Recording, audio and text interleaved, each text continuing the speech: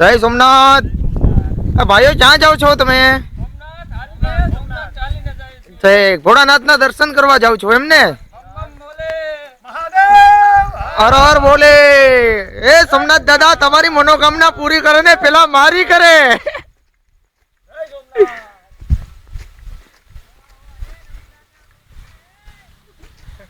છોકરાઓ ચાલ્યા રાખો ઝડપથી.